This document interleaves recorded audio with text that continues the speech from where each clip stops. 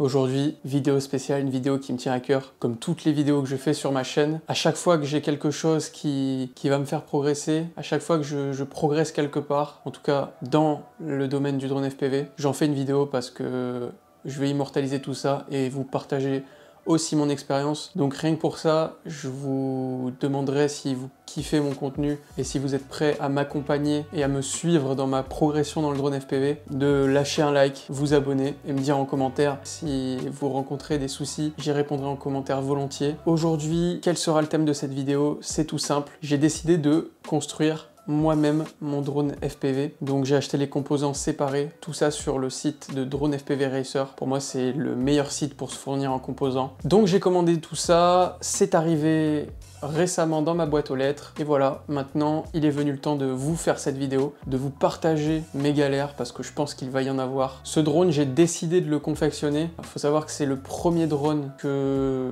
je vais construire moi-même. J'ai décidé de faire ça tout simplement pour m'améliorer, pour agrandir mon niveau de connaissance. Et voilà, c'est un gap, c'est vraiment un step de plus. Et c'est quelque chose, je pense, qui va débloquer énormément d'autres choses pour la suite. Je vous invite à suivre ça de près. Je pense que 2024 va être une année vraiment chargée pour moi, puisque j'ai comme projet de partir au Canada. J'ai monté mon auto-entreprise ici en France, dans les Pyrénées-Orientales, pour vendre mes prestations vidéo, parce que il faut vraiment que je fasse quelque chose de mon savoir-faire et autant en faire profiter les autres. Je me suis aussi lancé à fond sur les réseaux sociaux, Insta, vous, YouTube, et je suis convaincu que aujourd'hui le drone FPV va apporter une nouvelle dimension à la prestation vidéo. Vraiment, avec le drone FPV, on peut réaliser des contenus extraordinaires, hyper immersifs, on peut capter l'attention du spectateur. Je l'ai vu déjà sur Instagram, avec tous les retours de mes abonnés. Peut-être que vous regardez ça et que vous en faites partie. J'ai vu que tout le monde était vraiment hype et tout le monde était vraiment en immersion quand il regardait mon contenu, et ça me pousse vraiment à continuer. Je reçois des messages de soutien, mais incroyables. Franchement, merci, ça me booste. Mais bon, bref, c'est pas le sujet de la vidéo. Revenons-en au fait. Je vais vous détailler un peu tout ce qu'il y a comme composant, tout ce que j'ai dû commander pour réaliser ce drone. Donc je commence avec un kit Nebula Pro Vista. Donc c'est le système HD pour vraiment m'envoyer la vidéo, enfin le retour vidéo dans mes lunettes. C'est une des choses qui coûte le plus cher quand vous achetez un drone. On parle de 158 € pour un total de 517 €. Donc c'est vraiment une grosse partie. C'est pour ça que beaucoup se dirigent vers l'analogique, parce que c'est vraiment moins cher que l'HD, le numérique, et ça réduit vachement le coût total sur le drone au final. Mais il faut savoir que vous allez perdre en qualité, quoique maintenant des bons systèmes analogiques font vraiment le travail. Mais ça, c'est à vous de voir, c'est selon vos envies. La stack, je suis parti sur une SpeedyBee F405 V3, c'est celle que j'avais sur mon ancien drone et elle me convenait totalement, donc j'ai décidé de pas changer. Je pouvais partir sur la V4, j'ai eu des bons échos sur cette version, comme quoi elle était mieux que la V3, et en plus elle est au même prix. La seule chose, c'est que quand je voulais monter mon drone, elle n'était pas disponible, elle n'était pas en stock, donc j'ai dû faire un choix. Je suis redescendu sur la V3, mais si la V4 était disponible, je vous conseillerais d'acheter la V4. Les moteurs, j'ai choisi les AE 2207 de chez Axis Flying en 1850 kV, donc c'est les anciens moteurs pareil que j'avais, et franchement j'en suis pas déçu. C'est les moteurs que j'utilise pour faire 100% de mes vidéos pour l'instant, donc pas de problème, je rachète, il n'y a pas de souci. J'ai pris un buzzer autonome. En fait c'est un petit module qui va émettre un son et qui a sa propre batterie, c'est-à-dire que si votre batterie se débranche et que vous perdez votre drone je ne sais où, il ne pourra plus émettre de son, alors qu'avec ce buzzer autonome, même si votre batterie se débranche, ça va quand même émettre un son et vous pourrez retrouver votre drone via vos oreilles. D'ailleurs, j'en ai fait l'expérience il n'y a pas très longtemps et ça m'a vraiment sauvé la vie.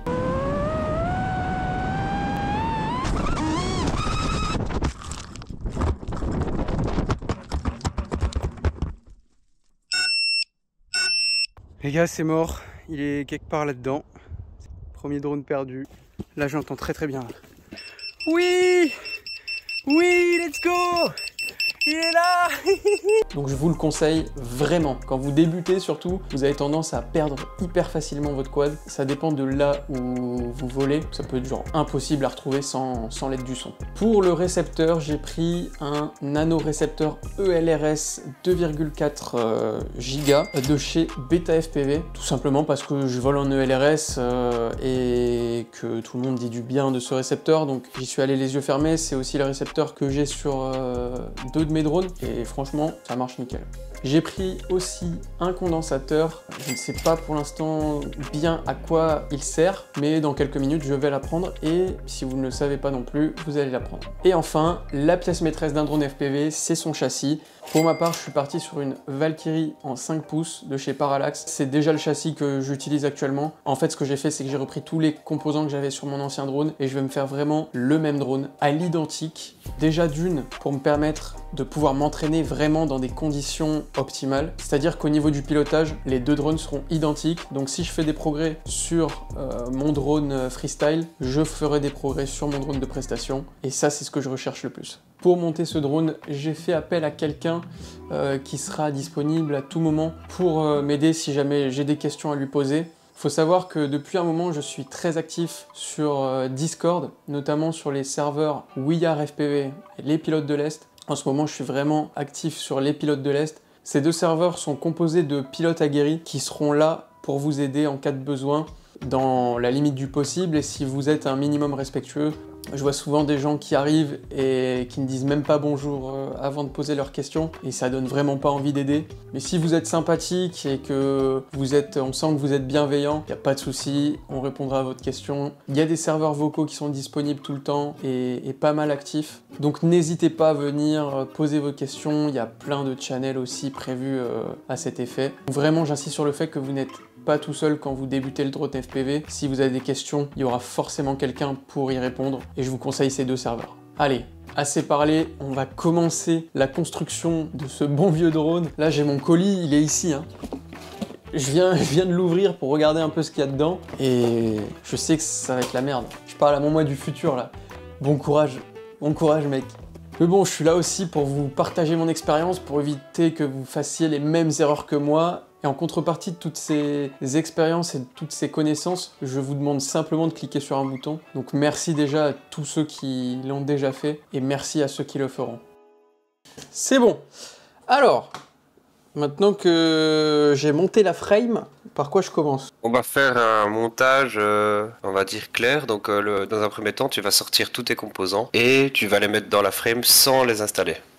Genre Donc, tous les juste pour composants. voir. Voilà. Pour voir si tu as déjà la place. Ok, bah alors je vais te sortir tout ça. On appelle ça faire un montage à blanc. Voilà. Ça, en gros, si tu pouvais faire un résumé de à quoi ça sert, tu vois, genre un peu pour ceux qui connaissent pas. Alors, en gros, bah, tu as la plaque en dessous qui s'appelle donc c'est l'ESC. On dit en règle générale, mais tu as plusieurs ESC dessus. Donc, tu as des transistors et des résistances. Ouais. Et donc, celle-ci prend 50 ampères normalement, nominal. Ok. Donc, ça veut dire 50 ampères par moteur. Ok. Et la plate d'en dessous, enfin l'autre. Donc, L'autre le partie. flight controller, on appelle ça. Donc, la FC ou flight controller. C'est, on va dire, le cerveau de ton drone. Voilà, petit système de transmission HD. Là ici j'ai le smoke stopper. D'ailleurs je voulais savoir comment ça marchait. En gros, tu vas brancher d'un côté ta batterie et de l'autre, tu branches l'XT. 60 Ok d'accord, de ouais ok tes je vois. ESC. Ok, ça marche. C'est un peu comme un court-circuit ou comme un fusible, voilà, ça fonctionne comme un fusible en gros. Ok, genre je veux brancher ça, je branche ça ici comme ça et la batterie là-bas. Voilà. Ok. Ensuite, à part les hélices, c'est tout. Ouais. Ça m'a l'air bien. On va commencer par installer. Ça dépend comment tu veux faire passer tes câbles en gros. Est-ce que tu veux que ton câble vidéo passe en dessous de ta stack? C'est le mieux, normalement, souvent. Ouais, bah ouais, je pense. Hein. Donc, première chose, voilà. Si jamais ta caméra à l'envers, tu sais la tourner dans ton masque. Ah oui, ok, je vois. Mais je pense que c'est comme ça, il y a le CADX vers le haut, CADX FPV vers le haut. Voilà. Donc c'est comme ça. Après, il me faut les petites vis. Attends, c'est quoi ces vis là? Elles sont dans le paquet? C'est du M2 en 20 par 20. Ah, mais ils le fournissent pas? Normalement, je les ai. Je vais aller chercher ça. C'est du M2 en combien tu m'as dit? C'est du M2, prends juste du M2. Mais il faut des hautes assez hautes. Mets-les dans le trou pour être sûr que ça passe bien. Ouais, c'est bon. Ça va jusqu'en haut. Magnifique. Donc il te faudra des petits boulons avec, normalement tu as des boulons. Si tes vis sont assez grandes, je te conseille, c'est donc tu mets ta vis, tu mets un boulon pour qu'elle soit serrée, la vis à la frame, et puis seulement après tu mets, tu mets ton Vista et tu remets un boulon par-dessus. Pour que la pression se fasse sur le boulon du dessous et pas sur celui du dessus pour que ce soit pas ton Vista qui se fasse écraser avec la vis. Donc tu mets une vis en dessous de la frame par exemple. Ouais. Voilà, et tu viendras mettre un boulon maintenant, là. Le but en gros c'est que ce soit le boulon là qui serre sur la frame, tu vois, pour ne pas que ça bouge. Ouais, du ok, coup. je vois, ça y est. Voilà, Ok. tu mets ta caméra correctement. La stack maintenant, ok. Donc comment elle se monte cette stack là? Alors, ça dépend comment le fabricant de la frame donne les indications. Il est possible que tu doives la mettre à l'envers, donc le SC vers le LXT60 vers la caméra. Donc là, il va falloir que tu montes en fonction de toi comment tu aimes. Il y a des personnes qui mettent le LXT60 à l'arrière, ça c'est la version de base. Mais alors quand tu veux brancher ta batterie, tu as l'XT60 qui vole un peu trop s'il est trop grand. Je vais le mettre à l'arrière, je pense. Ok. Mets d'abord le SC, vas-y, tu peux la glisser sur les vis. Ah oui, d'accord, c'est sur ça, putain. Oui, en gros, voilà, ta stack va aller sur le 30 par 30. Ok. C'est bon. Ok, donc tu vois là, l'XT60 est à l'arrière. Parce que Ouais. selon toi, tu auras assez de place. Donc tu vas devoir, tu vas devoir mettre tes deux câbles vraiment en parallèle. Enfin, en perpendiculaire par rapport à ta stack. Bah, c'est ce qu'il avait fait, Jean-Mo, quand il m'avait monté le quad, regarde. Il avait mis vraiment, tu vois, les XC60 comme ça, tu vois. D'accord, bah donc oui, elle est montée à l'arrière. Bah donc là, tu peux mettre ta stack par-dessus, qui ira dans le même sens que le SC, fais attention. Tu regardes derrière en dessous de ta FC, tu as la nappe. Elle se branche, voilà, c'est de l'autre côté. Blanc, en dessous. Encore, oui, tu vois, t'as des trucs blancs là. Genre là, Pour là? passer des câbles dedans, oui, voilà. N'oublie pas que c'est ta nappe, ça, donc c'est ce qui contrôle le SC avec la FC, puis qui va donner les informations pour le moteur et autres. Ok. Donc ça doit être en parallèle avec ton ESC. Tu vois les petits câbles que tu as dans ton Pax là, au-dessus encore de ta main. Voilà, ça. Ça s'appelle une nappe. Et donc ces câbles-là, le tout gros là, avec tous les petits câbles, il va devoir se brancher de l'AFC à l'ESC. Tu peux déjà le mettre si tu veux dedans. Oh, j'ai tellement peur de péter le truc. Oui, t'as des trompeurs normalement. Ok, alors, je sais pas si... Oui, faut vraiment l'enfoncer à fond. Oui, oui, bien sûr, ça doit être bien pigné dedans. Ok, je pense que c'est bon. Voilà, et donc cette partie-là, maintenant, va dans ce sens-là, voilà. Ah comme putain, ah oui d'accord. Voilà, tu vois, et donc en dessous... Mais tu le brancheras après, ça t'en fais pas. Là, on est en montage à blanc, là. C'est juste pour essayer de voir si tout passe correctement. Si tous tes composants vont rentrer dans ta frame. Je comprends pas, là, il y a la vis qui est trop courte, là. Faut que j'appuie. Faut pousser un peu. Oui, faut pousser un peu. Ah ouais, d'accord, faut pousser beaucoup même. Hein. Normalement, faudra juste serrer après avec un boulon. Ok, ouais, il faut que j'appuie vraiment comme un bourrin. Mais voilà, ok. Ça passe. T'as pas des vis plus grandes? C'est celle qu'on t'a fournie non, avec? c'est celle qu'on m'a fournie, ouais.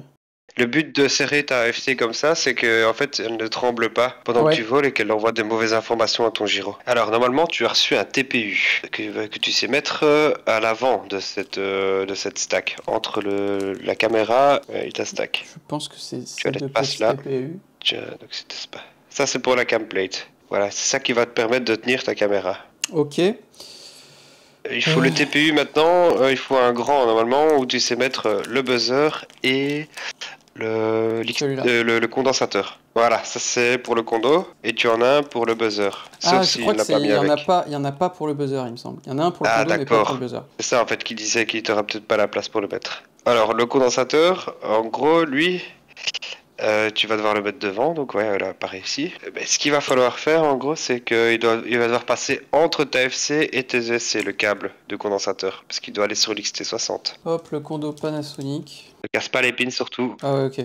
Faut faire gaffe aux pins. Je le mets comme ça vers le haut. À l'endroit, oui, vers le haut. Et il doit rentrer tout seul dedans. Ouais, c'est bon. Magnifique. Ensuite, tu peux mettre les moteurs. Ok, voilà. Donc là, au pire, je commence à tout visser, non? Il manque ton RX. Ah ouais. Tu vas le mettre où le RX? Est-ce que tu as un TPU pour ton RX? Ouais, je vois ce que... Ouais, ça venait sur le Vista, sur mon drone. Mais là, je l'ai pas.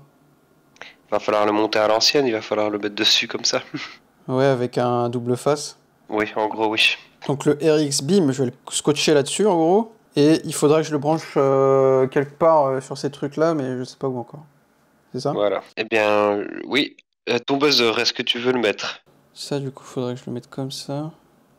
Mon buzzer, il est où mon Il buzzer? va à côté de ton condensateur normalement. Est-ce que tu as la place? Il est où? Putain, ah, il est là. Avec t'as un câble qui devrait venir se brancher dedans, donc. Ah ouais, putain, il faut que je le mette comme ça vers le haut. Et que tu aies accès facilement au petit bouton. Si je le cale contre mon truc là. Oh non, c'est ghetto en vrai.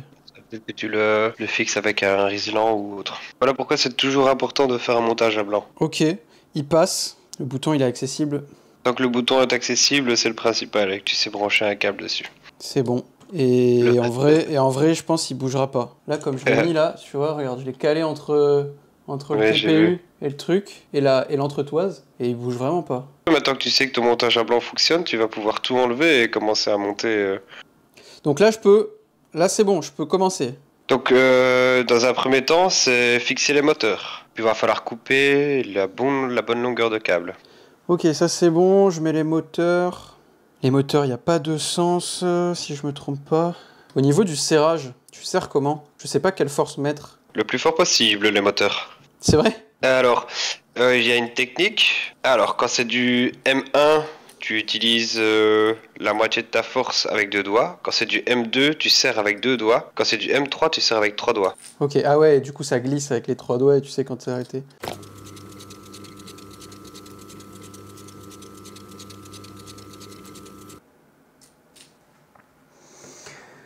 Ouh, c'est bon. J'ai fini les moteurs. Maintenant, je présume qu'il faut passer à la soudure. Pas tout de suite la soudure encore, ne nous pressons pas. Il va Ok. falloir que tu coupes tes câbles à la bonne longueur. Donc tous tes câbles moteurs, tu vas devoir les tirer Je prends ma pince de précision. Hop. Ouais, alors du coup je les tire. bien les coller sur le bras de la frame. Et donc après, tu dois laisser un petit bout, je dirais de 2-3 mm quand même. Et donc tu coupes à plus ou moins la longueur pour que ça aille sur tes ESC. Ça dépend quelle école tu es. Il y en a de ceux qui aiment bien monter les fils par derrière, passer derrière l'entretoise ou la vis et revenir de côté. Mais moi, je préfère de la façon dont toi tu fais. Comme ça te paraît bon Voilà. ou pas?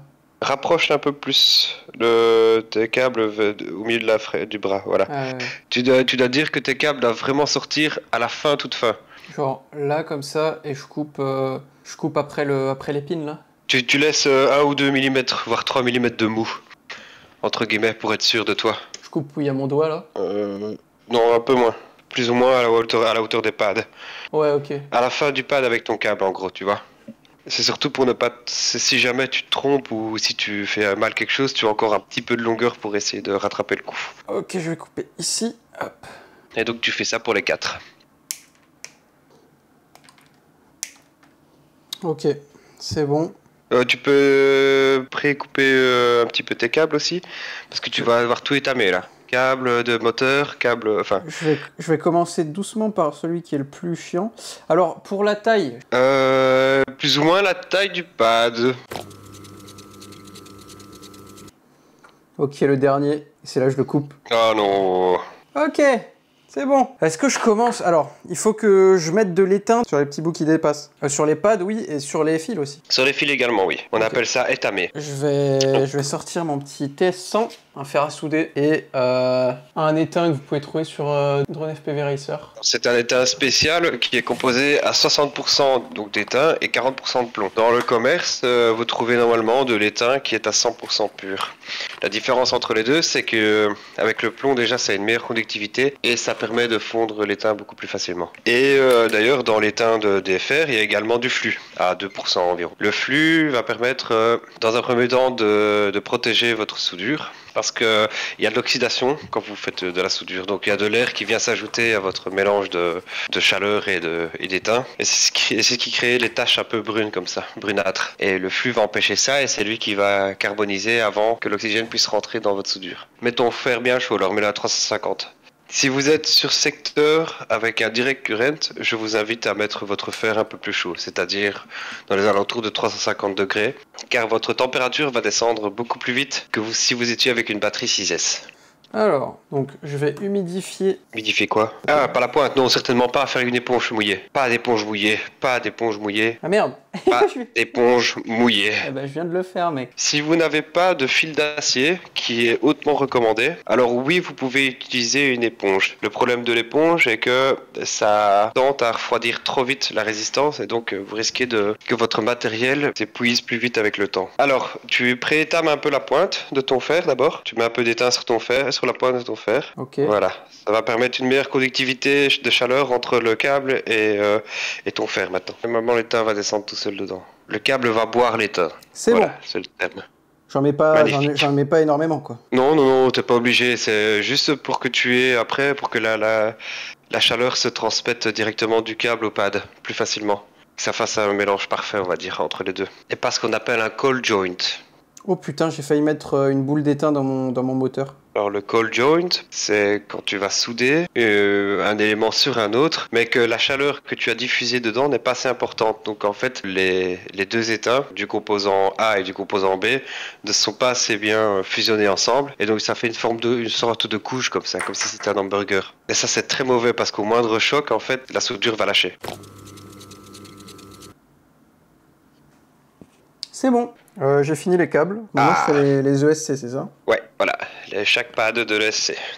Tu fais aussi, tu mets un peu d'étain sur ta pointe, toujours, voilà, Ok. et c'est parti. Tu viens poser sur le pad et tu mets l'étain à côté. Alors là, c'est un peu comme du coloriage. Donc une fois que l'étain est sur le pad, il va falloir que tu grattes un peu sur le pad pour que l'étain se diffuse bien partout, que la chaleur se diffuse bien partout. Et ça doit faire une belle boule. Une belle boule bien compacte. Magnifique, ça a l'air propre comme ça. Tu continues là, maintenant que c'est bien chaud, que t'as de l'étain, normalement ça va aller tout seul les autres. Je vais montrer à la caméra. Hop, voilà, ça donne ça. Voilà. On attaque la deuxième partie. Et ne jamais souffler sur des soudures si jamais. On souffle jamais sur des soudures parce que tu amènes de l'oxygène. Voilà, bon. Est-ce que tu te sens capable de souder les XT comme ceci ou est-ce que tu as besoin d'enlever le SC? En vrai, je vais enlever le ESC. Hein. Donc voilà ce que ça donne, les soudures sur les ESC. Ok, le XT60 du coup. Non, tu as le plus et le moins, hein, n'oublie pas. Donc le noir, c'est quoi? C'est le plus ou c'est le moins? Noir, c'est moins toujours dans tout. Et ils sont déjà étamés, les câbles. Oui, ils sont déjà pré-étamés normalement. Donc j'ai juste à mettre l'étain sur les pads, là. Alors, je te conseille de commencer par le plus, parce que c'est celui qui va prendre le moins de temps à chauffer. Voilà. Là, tu as de la conductivité thermique. Fais attention parce qu'il y a tendance à partir en dessous la boule. Hein. Donc, ne fais pas trop chauffer, et une fois que tu as une belle boule, laisse comme ça. C'est bon, tu peux lâcher. Le noir est plus compliqué. Hein. Fais chauffer, mets de l'étain d'abord sur ta pointe.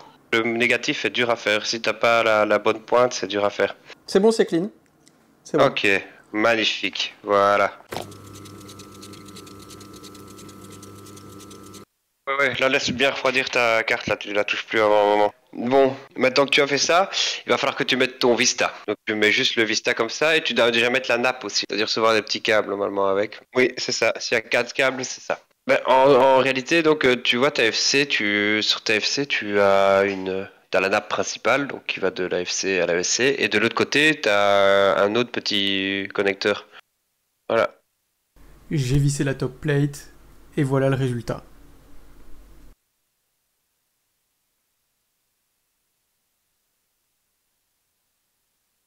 D'abord ton Vista, parce que n'oublie pas que ton câble de caméra en fait va passer en dessous de toute ta stack complète. C'est bien d'avoir des gens d'expérience parce qu'au moins tu fais pas les mêmes erreurs.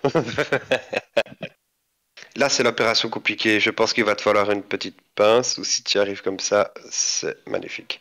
Ok, donc là je suis en train de relier la FC aux ESC avec la petite nappe qui était fournie dans le carton de la stack. Et voilà, après on referme tout ça. Mais là, voilà, je me suis rendu compte que j'avais mal soudé mes XT60 et que un connecteur tout simplement coinçait. Donc j'ai été obligé de ressouder mes XT60 pour pouvoir tout simplement mettre l'AFC sur les ESC. Après quelques minutes à me battre avec la soudure de mes XT60, j'ai décidé de laisser refroidir mes ESC et de m'attaquer au condensateur. Je vous laisse avec ces conseils sur Discord. Tu vas enlever une bonne partie de câble, genre 5 mm. Voilà. Maintenant ça, en fait, tu vas l'enrouler autour du pin. Tu pars de la base, le bout du câble que tu as enlevé la gaine, tu dois le plier et le faire tourner sur le pin. J'ai fini de placer un des câbles sur les pins du condensateur, mais maintenant que l'ESC a bien refroidi, je décide de me rattaquer aux XT60. Ça y est, j'arrive maintenant à empiler les ESC avec l'AFC, mais j'ai un nouveau problème, c'est que je n'ai plus accès au connecteur qui relie le VTX à l'AFC. Donc j'ai dû trouver un autre moyen, c'est de souder directement les câbles sur l'AFC.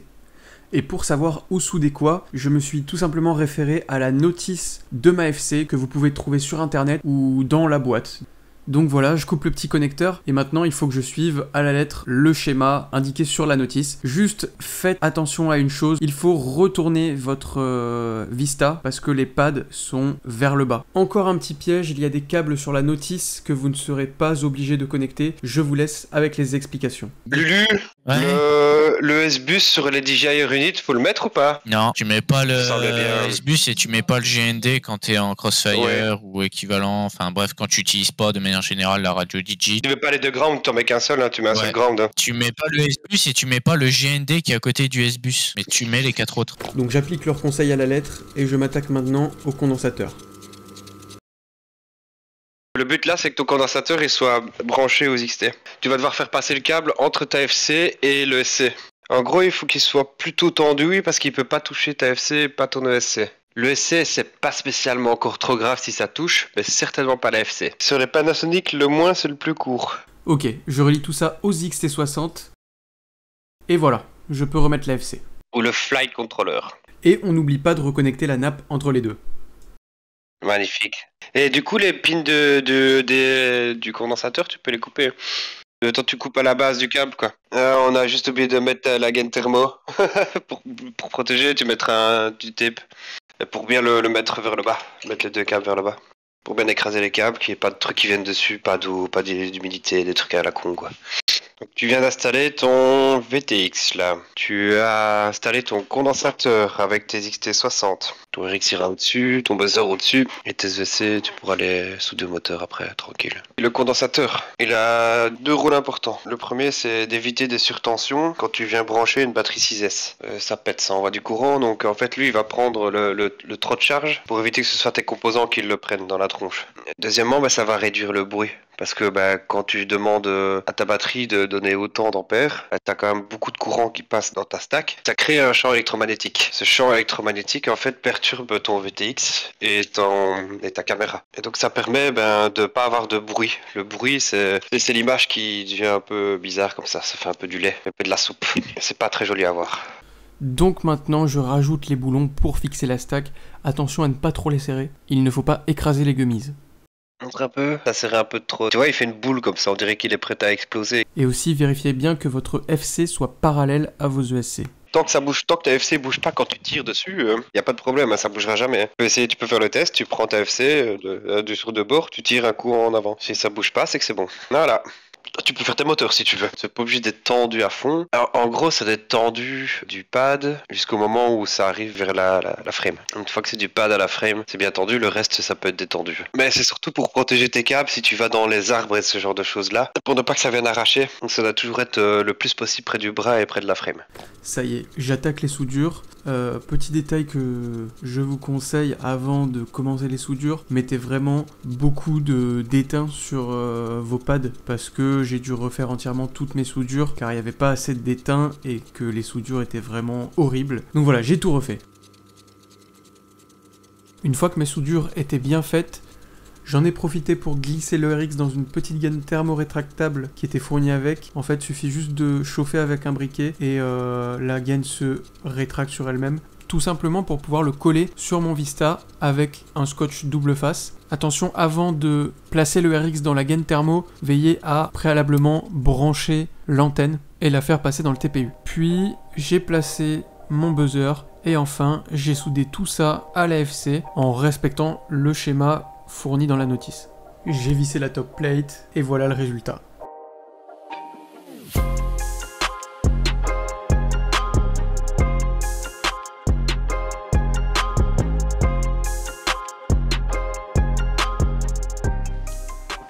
C'est bon, j'ai enfin fini le montage du drone. Donc là, il me reste une partie assez complexe qui est la configuration, régler tous les paramètres du drone pour que tout simplement il puisse voler. Et c'est une partie, je pense, qui va me prendre assez de temps. Juste le montage, ça m'a pris à peu près 5 heures. Ça a fait beaucoup de gigas de rush, je vous cache pas, j'en ai genre 1 Tera 5 de rush. Franchement, je suis trop content de mon montage. Je trouve que pour un premier montage, il est propre. Les soudures, forcément les soudures, bon, c'est mes premières soudures, elles sont pas top, mais je vous invite, si vous foirez vos soudures, à les refaire, hein. C'est pas parce que vous avez foiré les soudures que c'est fini, vous ne pouvez plus les refaire, vous pouvez les modifier encore. Donc vraiment essayez de faire les soudures les plus clean possibles pour que votre drone dure dans le temps. J'aurais pu aussi tropicaliser mon drone, mais je ne l'ai pas fait sur les conseils d'un ami qui m'a dit que si j'aurais tropicalisé mon drone, j'aurais réduit drastiquement sa durée de vie, c'est-à-dire que ça asphyxie, entre guillemets, votre drone, en tout cas c'est les termes qu'il a employés. Le mieux, c'est quand vous volez dans un endroit assez humide, c'est carrément scotcher le drone. Et si vous voulez un drone vraiment pour dive dans des cascades, etc., bah justement, il va falloir vous faire un drone exprès, où là, vous allez entièrement le tropicaliser. Mais pour un drone avec une utilisation polyvalente, c'est contre-productif de tropicaliser son drone. Aussi, dans le pack du drone que j'ai acheté, il n'y avait pas les petits TPU pour les moteurs, ça. Les petites protections en cas de choc pour les moteurs, parce qu'en vrai les moteurs c'est quand même une partie du drone qui casse le plus souvent après les hélices, parce que bah, c'est les premiers à taper et ils sont quand même assez fragiles. Bien que ceux-là soient quand même réputés pour être solides, je préférais prendre les protections. Donc faut savoir que c'est un budget en plus, ça va vous coûter 20 € en plus. Moi je trouve ça dommage qu'elles n'y étaient pas directement dans le pack. C'est vraiment un TPU, je trouve, essentiel quand vous construisez un drone. Et voilà, je trouvais ça dommage que ce soit pas dans le pack. En plus de ça, il y a un petit pendentif en carbone qui est fourni avec. Donc je pense que, selon moi, ils auraient pu remplacer ce petit pendentif par tout simplement des TPU pour protéger les moteurs. Donc voilà, je suis un peu déçu là-dessus. Mais sinon, le châssis a l'air vraiment solide, a l'air vraiment propre. Et c'est beau quoi, tout simplement. Il est beau. Enfin, je sais pas ce que vous en pensez, moi je trouve très beau. Il n'y a pas encore le TPU pour mettre la GoPro. Pareil, c'est pas dans le pack, mais vous pouvez l'acheter à part. Je sais pas si je vais utiliser le porte GPS parce que, comme j'ai dit, c'est un quad qui va être destiné pour du freestyle. Mais le truc que je me dis de plus en plus, c'est si ce quad est très sain et que je suis arrivé à faire un montage vraiment très propre et qui vole super bien, je pense que je ferai l'inverse en fait. J'utiliserai celui-là pour la presta et mon ancien pour du freestyle, et comme il est déjà assez usé, voilà, je l'userai encore plus. Mais sans plus attendre, on passe directement à la configuration. Je pense que ça va être galère. En fait, je dis ça à chaque fois. Pour le montage, j'ai déjà dit ouais, je vais avoir des difficultés, je vais galérer. J'ai parlé à mon moi du futur, au final, ça allait. J'ai pas trop galéré, à part, comme j'ai dit, 2-3 soudures que j'ai dû refaire parce qu'elles étaient vraiment dégueu. Mais voilà. Donc on se retrouve pour la config.